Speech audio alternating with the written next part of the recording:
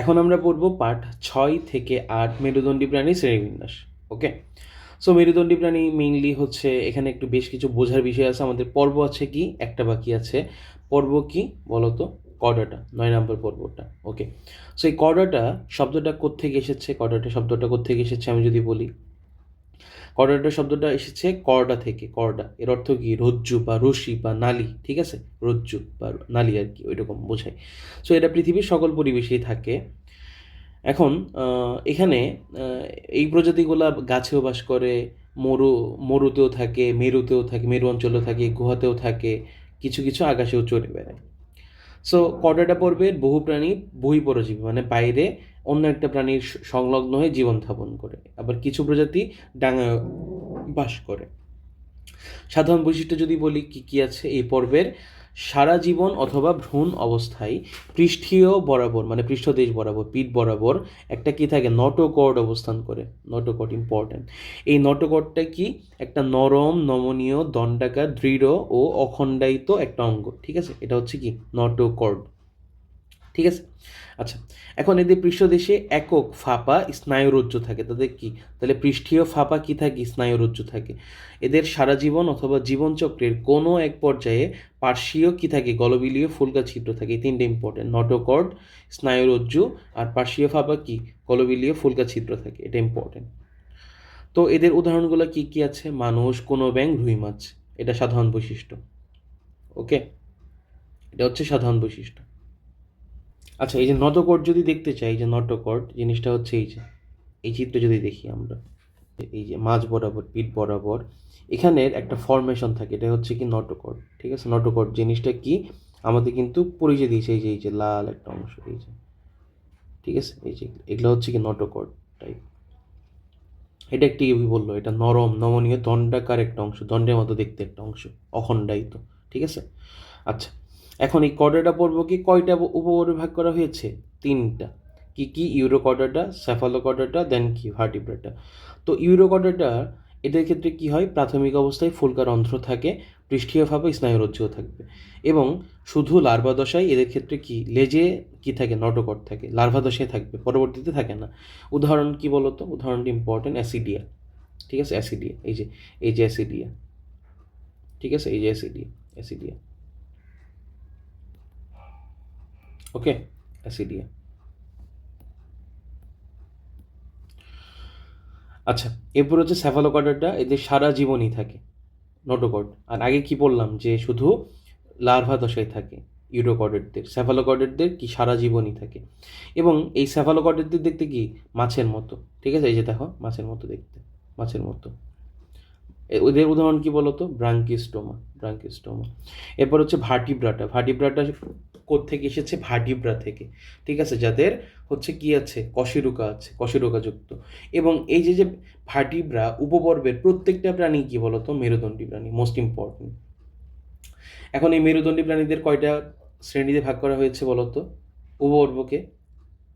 So 7টা শ্রেণীতে ভাগ করা হয়েছে। কি কি? সাইক্লোস্টোমাটা, কন্ড্রিকথিস, অস্টিকথিস, তারপরে কি ওই অ্যামফিবিয়া, রেপটিলিয়া, অ্যাভিস, ম্যামালিয়া। সো এগুলা প্রত্যেকটা আমরা পড়বো। ওকে, আচ্ছা, এখন এই দেখো শ্রেণী 1 বা ভার্টিব্রা যে উপপর্বটা, সেটাকে 1 নম্বর শ্রেণী কোনটা? 1 নম্বর শ্রেণীটা হচ্ছে এদের ক্ষেত্রে কি? কোনটা 1 নম্বর শ্রেণী?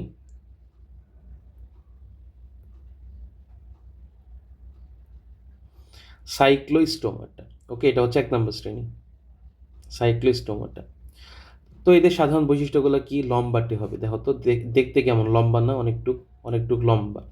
মুখছিদ্রটা কি? গোলাকার, এই যে দেখো গোলাকার মুখছিদ্র, এবং চোয়ালবিহীন। এদের ক্ষেত্রে কি? চোয়াল নাই।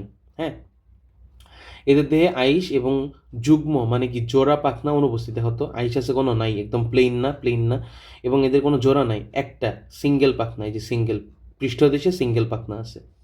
ফুলকা ছিদ্রের সাহায্যে এরা শ্বাস নেয়। উদাহরণ কি বলতো? উদাহরণ পেট্রোমাইসন। ওকে, পেট্রোমাইসন। এরপর হচ্ছে কি? শ্রেণী 2 বা 2 নম্বর শ্রেণী কন্ড্রিকথিস। এদের সাধারণ বৈশিষ্ট্যগুলো ইম্পর্টেন্ট। এগুলা কি? প্রাণী সমুদ্রে থাকবে। এদের মুখছিদ্র দেহের অঙ্কীয় পৃষ্ঠে থাকে। দেখো, অঙ্কীয় মানে কি? নিচের দিকে থাকবে। হ্যাঁ, অঙ্কীয় দিকে। এবং এদের একটা আইস আছে, মোস্ট ইম্পর্টেন্ট। এগুলা কি? প্ল্যাকয়েড আইস দ্বারা আবৃত থাকবে। মাঠের দুই পাশে কয় জোড়া ফুলকা ছিদ্র থাকে? 5 থেকে 7 জোড়া ফুলকা ছিদ্র থাকবে। ফুলকা দেখি না মাছের, ওই রকম আর কি। পাঙ্গাস, রুই মাছ, তেলাপিয়া মাছ, বোয়াল মাছে দেখছি তো আমরা নাকি, ওইরকম। আচ্ছা, এদের ক্ষেত্রে কি বলতো, কোনো কানকো থাকবে না, কানকো থাকবে না। এবং এদের যে লেজের পোর্শনটা কি বলতো, দুইটা পোর্শন, এই যে লেজের যে পোর্শন, একটা মনে করে এরকম, আরেকটা কি এরকম, হ্যাঁ, দুইটা সেম টাইপ না। আমি যদি মাঝ বরাবর একটা যদি দাগ দিই, দুইটা কি একই টাইপ হবে না, তাহলে এটার কি জন্য, এটাকে হ্যাটারো সার্কেল বলে, লেজ। সো এই লেজটা হ্যাটারো সার্কেল, এবং এদের আইসটা কি প্ল্যাকয়েড আইস, এটা ইম্পর্টেন্ট। ওকে, কি প্ল্যাকয়েড আইস। উদাহরণগুলো কি কি এদের, এদের উদাহরণগুলো কি কি, হাঙর, করাত মাছ, হাতুড়ি মাছ, এগুলো ইম্পর্টেন্ট। ওকে, সো এখানে আমরা কি দেখলাম, এই যে হাতুড়ি মাছ দেখলাম। আচ্ছা, এরপর আসি আমি 3 নম্বর শ্রেণী বা অস্টিকথিস। উদাহরণ কি, ইলিশ মাছ। এখন এদের সাধারণ বৈশিষ্ট্য দেখি, স্বাদু পানিতে থাকবে নর্মালি। এদের হচ্ছে দেহের মুখছিদ্রটা কি থাকবে, দেহের সম্মুখে, যে দেখো মাথার সামনের দিকে থাকবে, সম্মুখ প্রান্তে। এবং এদের ক্ষেত্রে সাইক্লয়েড, গ্যানয়েড বা টিনয়েড ধরনের আইস থাকতে পারে। বাট এদের লেজ যেটা দেখো তো, হোমোসার্কেল। দেখো তো লেজের দুইটা অংশ কি একই রকম না, আমি একটু বুঝাই। দেখো, আমি যদি এই জিনিসটা একটু জুম করতে চাই, দেখো তো আমি মাঝ বরাবর একটা দাগ দিলাম, ঠিক আছে। দেখো তো এইটুকু পোর্শন আর এইটুকু পোর্শন সেম টাইপ না, এটাকে কি বলা হচ্ছে, হোমোসার্কেল বলা হচ্ছে। ওকে, এখন এদের মাথার দুই পাশে কি 4 জোড়া, অর্থাৎ কি 8টা কি থাকে, ফুলকা থাকে, ঠিক আছে।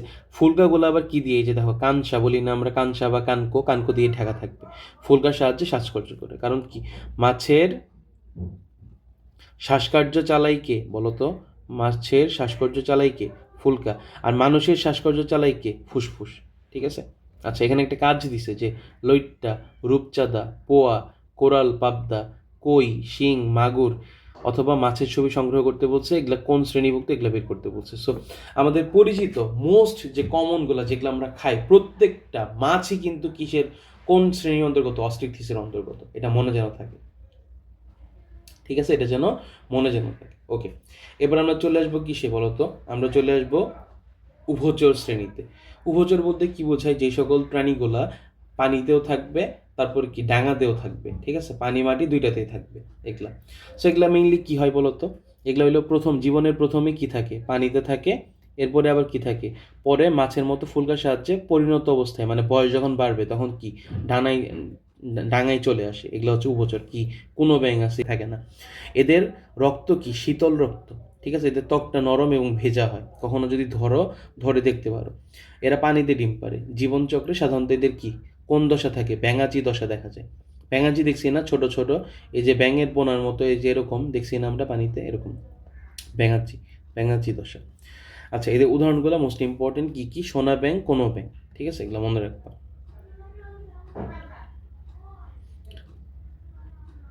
ঠিক আছে।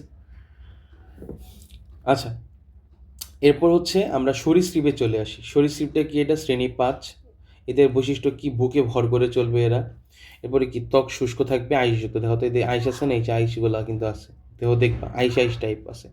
এবং 4 পায়ে 5টা করে কি, নখরযুক্ত আঙুর আছে। এই যে 4 পায়ে কয়টা করে নখ আছে, 5টা নখরযুক্ত আঙুর আছে। কি কি উদাহরণ এদের, টিকটিকি, কুমির, সাপ।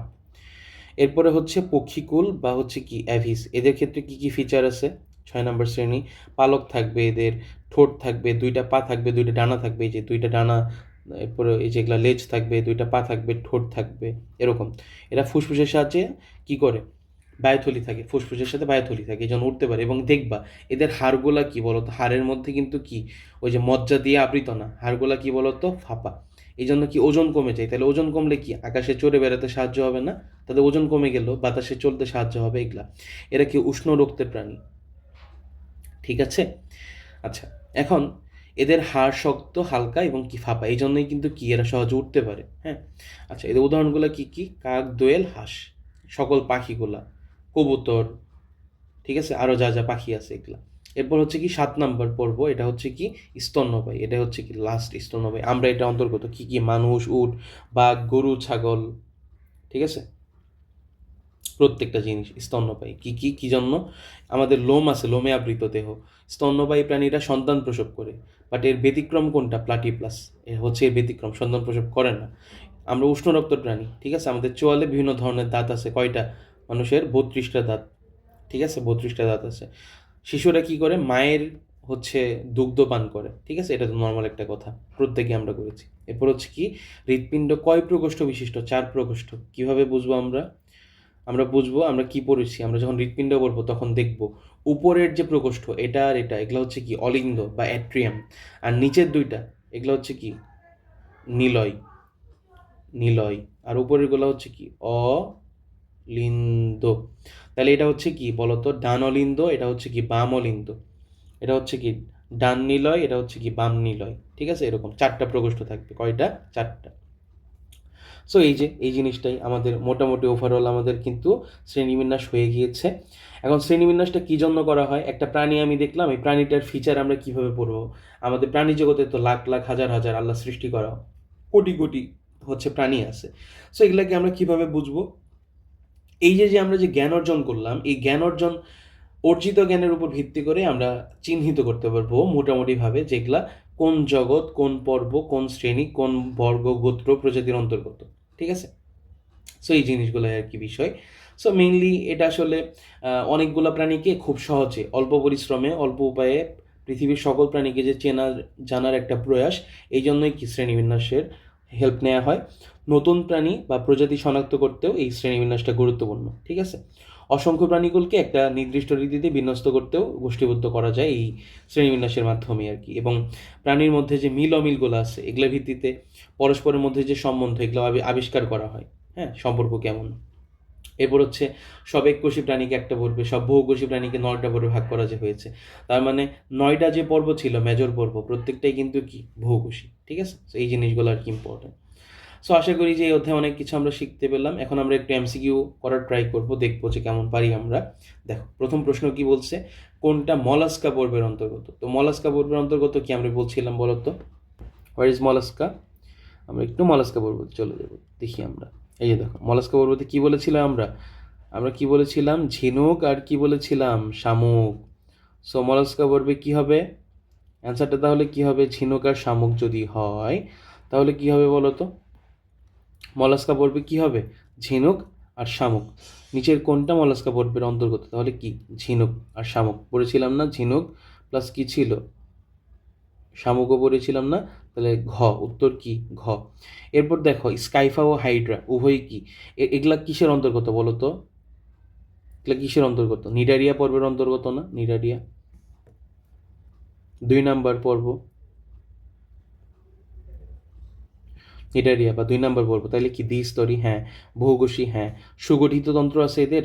সুগঠিত তন্ত্রবিহীন, তার মানে এদের কিন্তু তন্ত্র নাই। এগুলা কিন্তু কি কোন পর্যায়ে ছিল? কোষ, টিস্যু, টিস্যু পর্যন্ত ছিল, এদের তন্ত্র ছিল না। তার মানে উত্তর কি 1 ও 2, ঠিক আছে, 1 ও 2। আচ্ছা এরপরে হচ্ছে একটা প্রাণীর পাখা এবং হিমোসিল নামক দেহ গহ্বর থাকে। আমরা হিমোসিল কোন পর্বে পেয়েছিলাম বলতো? আর থ্রোপোডা। প্রাণীর পালক এবং ফুসফুসের সাথে বায়ুথলি থাকে, তাহলে এগুলা কি হবে? পাখি বা অ্যাভিস। এরপর হচ্ছে কি বলতো? ওতে হচ্ছে কি প্রাণী ডিম পারে এবং শীতল রক্ত বিশিষ্ট। কারা বলো? কারা? কারা? আমরা কিছুক্ষণ আগে কি পেয়েছিলাম? ডিম পারে, শীতল রক্ত। বলো, ব্যাং ছিল না? ব্যাং। তাহলে ব্যাং তাহলে কোনটা ছিল? এই যে দেখো, ডিম পারে, শীতল রক্ত বিশিষ্ট, আছে নাকি নাই? তাহলে এটা কি উভচর না? উভচর না? এটা কোন শ্রেণীর অন্তর্গত বলো?